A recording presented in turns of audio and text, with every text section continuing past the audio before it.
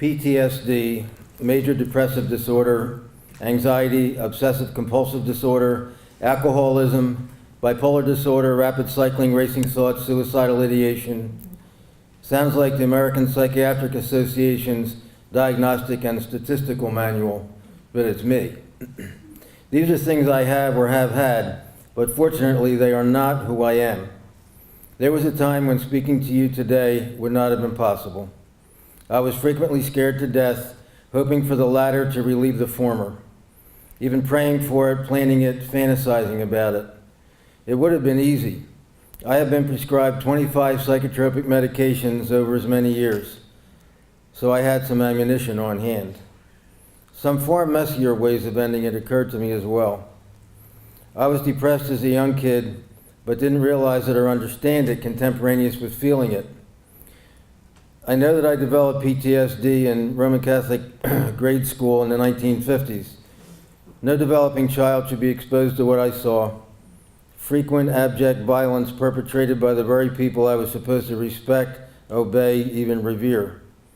Compliance and achievement were my shields, but that didn't endear me to some of my classmates who made themselves feel better at my expense. I was bullied long before that word was ever applied to school. That's where I learned to be afraid. That damned bow tie that my mother thought looked cute on me didn't help. Jacket and tie were required then, but looking like a dork was optional. She had no clue. As far back as my memory goes, I wasn't comfortable in my own skin and was very short on self-esteem. Years later, when I was at my worst, I put it this way in a poem entitled The Impropriety of Anxiety. There's someone in my head, but it's not me, not the me who I used to be. I yearn for the old me frequently, my mind complies only occasionally. Such is the world of anxiety. I want remediation constantly. I frequently go to therapy with a healthy dose of pharmacology. I have read the literature prodigiously to rid myself of pathology. Nature or nurture, what could it be? Could this be caused by my family? Sometimes I think I can clearly see that I'm Einstein's definition of insanity. While I'm busy living so painfully, experts get grants and other fees. Will we always exist simultaneously, cohabiting in perpetuity? Anhedonia looms not the least bit funny when I don't see a sunny day as sunny. Some say it's just negativity that prevents me from going forth happily. If only I would just think positively, I wouldn't see life so scarily.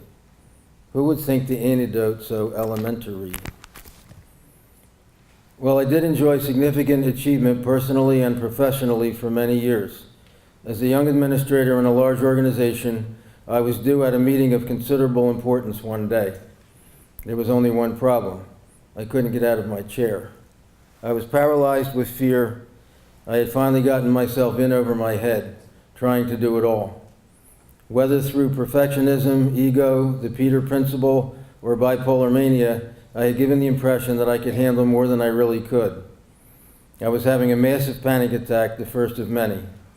Mental illness is a thug, not like the ones who made my life miserable in grade school. I undertook a lifetime of martial arts training to fend off predators like them. But mental illness is impervious to kicks and punches. This was the beginning of many years in hell, a cornucopia of medications of unpredictable and disappointing efficacy. I frequently wished I could swap this invisible curse for a physical one that others could see. Understanding and sympathy would have been easier to come by. Maybe I wouldn't have become so exhausted from pretending I was okay. It takes weeks to find out if a medication is going to work or have intolerable side effects. What am I supposed to do while I'm waiting? Even if it helps, it sometimes fails after a while. Then I have to carefully reduce it to zero, an all too familiar process called titration, then start up on another med, restarting the clock, but not the relief. Eventually, I felt like my primary problem was medication, not the disorder it was supposed to treat, and I began filling those horrible valleys with alcohol. I drank every day for 10 years on top of antidepressants and anxiolytics. By rights, I should be dead. I was in fact committing incremental suicide while having lots of treatment, including transcranial, magnetic stimulation, and cognitive behavioral therapy. Through all this, I continued to work, sometimes poorly and with rolling anxiety attacks, but never quitting. I would do anything to keep up appearances. 2 years ago, my lab report became my death warrant. My liver was on its way out, and the prognosis was stop drinking or die. I admitted myself to a 30-day inpatient rehab facility, trading one kind of hell for another. Most of the residents were a third of my age.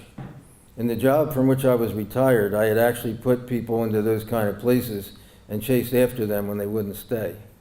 Now I was one of them. It was surreal. Would I stay? Yes.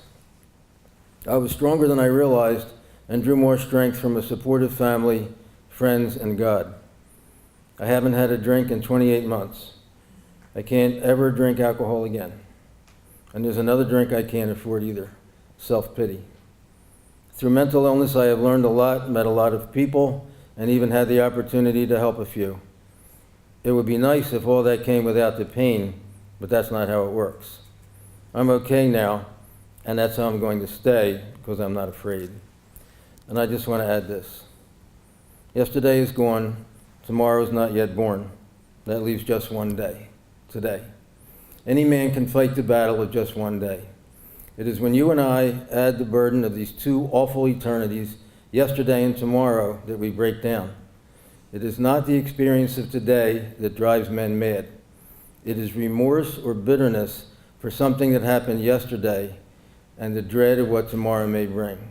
Let us therefore live but one day at a time. Thank you.